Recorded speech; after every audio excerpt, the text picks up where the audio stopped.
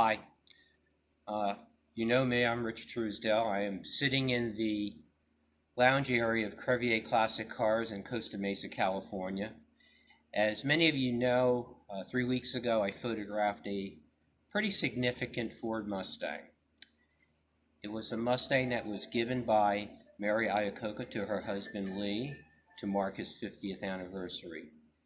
Today, we're going to tell a little bit more of the story for the readers of Mustang Monthly. Sitting across from me holding the camera, and we're going to hand it over to me for the rest of this interview, is Lia Iacocca. And what Lia just told me is that it's easy to remember when she was born because it's the same day as the Ford Mustang was introduced in 1964. So without further ado, there'll be a little bit of a jump here with the camera, but she's going to hand the camera over to me, and we're going to have a little conversation of what makes this Mustang so special. Hi. Uh, we had a little conversation before we started today, and walking up to get introduced to you, I said, "Oh my God, she's her father's daughter." Thank you. Uh, we want to bring a little bit of information to the story of the car. Some of it's known online. My colleague Jim Smart has written about the car in the past. I think Mary's familiar with him, and he has written a spectacular tribute. I think the best of any that was written to your on your dad. That's already online. It'll be in the October issue of Mustang Monthly. The story on Leah's car is going to be in the November issue. So my first question is, you were what, about 10 years old when? Yes, I was 10 years old. What do you remember about that? Were you involved at all with your mom's? Uh, No, not really. I was, very young, but I remember she was very excited and had our family friend, Hank Carlini, researching to find the perfect Mustang to give Dad for his 50th birthday. And I don't, the story was that she and Hank kept searching and searching, and they found a little old lady from Pasadena who had it in her garage and drove it 3 blocks to the grocery store once a week or twice a week, whatever she needed to do. And she'd load up her groceries and she'd drive it home and she would put it back in her garage. And it had never been on a highway. It was just her little personal car. And when they found it, it was in amazing condition. I think at the time it didn't even have 2,000 miles on it. oh my God.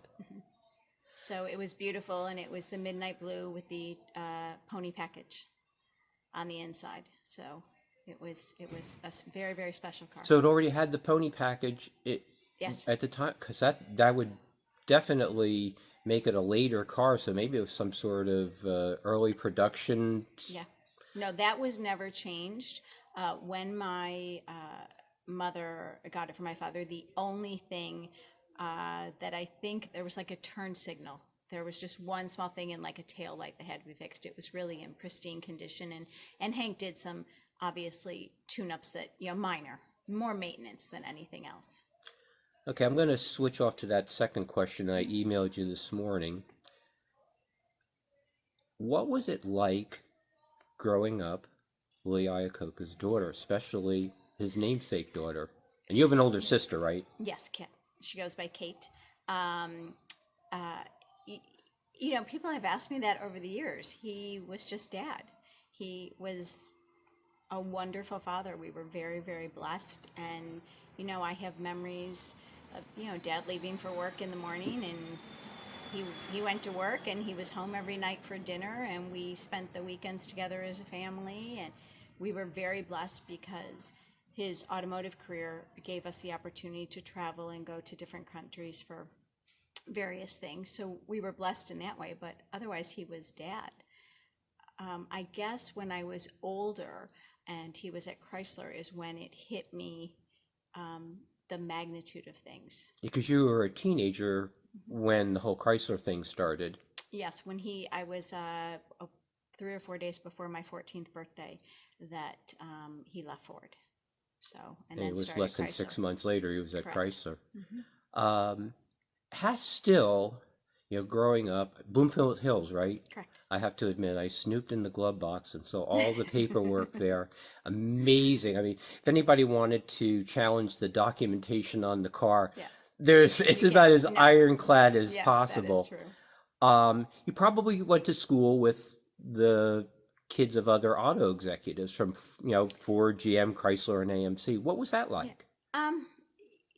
When you're a kid, it's just like your classmates.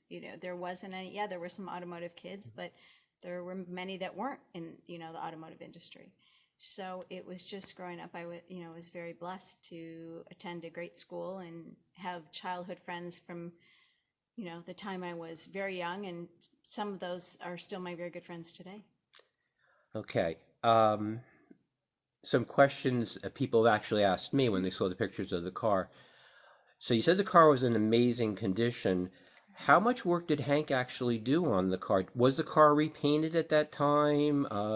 We kind of speculated that maybe he had put the interior in it, but you're saying that it To was the that. best of my knowledge, no. But as I said, I was only 10 at the time. I do know that it was painted because my mother had actually inscribed on both doors the name Lido that was there. So I know it had been painted. It's funny, is, as an automotive writer and historian, pretty much, in spite of the fact that we know him as Lee, the paperwork on the car says Lido, and That was his birth name. yeah, and it just seems that his parents, your grandparents, were the great American immigrant story, and Absolutely. really that he maintained this through all those years, and was very proud of his Italian heritage. Very much so. Okay, we're back, and Leah's behind the wheel of her Mustang. Leah, I know you said you don't have any clear recollections of any particular family memories, but with this being what it is, anything that you did with the car with your mom and dad, especially that you can recall, even from your childhood? No, I think my two memories are once when Dad had already gone to Chrysler. He and I went out for ice cream one day in it, and it startled me so because people were like, "He's a Chrysler. What's he driving a Mustang for?" And I was surprised, I think, at the time because I thought, "What are you so surprised for?" It was his original baby, and that's really like my only vivid memory of he and I going out in it. And then again, the day he gave the car to me on my 30th birthday, that was very memorable to me. It's been just about 2 months since your dad's passing. What added significance does the car have for you now? She's my baby. She's always meant so much to me, and now she's my connection to Dad. And so even driving her right now, it's bittersweet because I'll always have the car that he gave me for my birthday. Now, most of the people in the Mustang community know of your father's almost lifelong efforts to cure type 1 diabetes, which took your mom at a very young age. How can people watching this video show their respect and honor to your dad? We talked about that back at Crevier. Well, my father had always said to my mother, "We're going to cure diabetes in your lifetime," and unfortunately we were unable to. And then we said we were going to cure it in Dad's lifetime, and we're getting very close. Dr. Denise Faustman at Massachusetts General Hospital is very, very close to doing it, and there's a program called Join Lee Now that people can donate to, and in memory of my dad, we're gonna cure this awful disease that took my mother's life. You said something back at when we were moving to this segment, that you're still going through cards and letters and condolence messages. Tell me the story then that you told me back in at Crevier and what that means to you.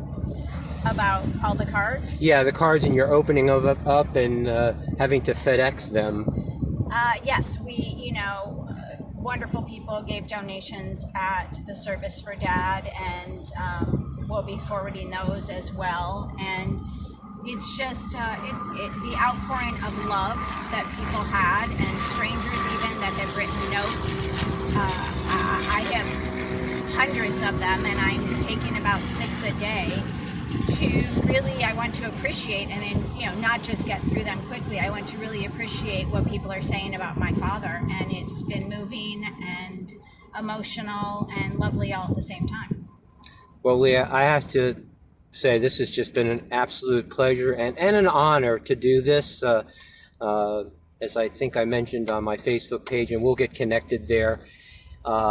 I've driven a lot of cars in my last 25 years as an automotive writer, but I can honestly say what we're doing now, when I drove it from one side of Crevier to the storage container on the back, I was more scared than at any time. Thank you so much, and I hope this was great for you and that you had a good time. Thank you. It was. It made me spend a day thinking about Dad even more.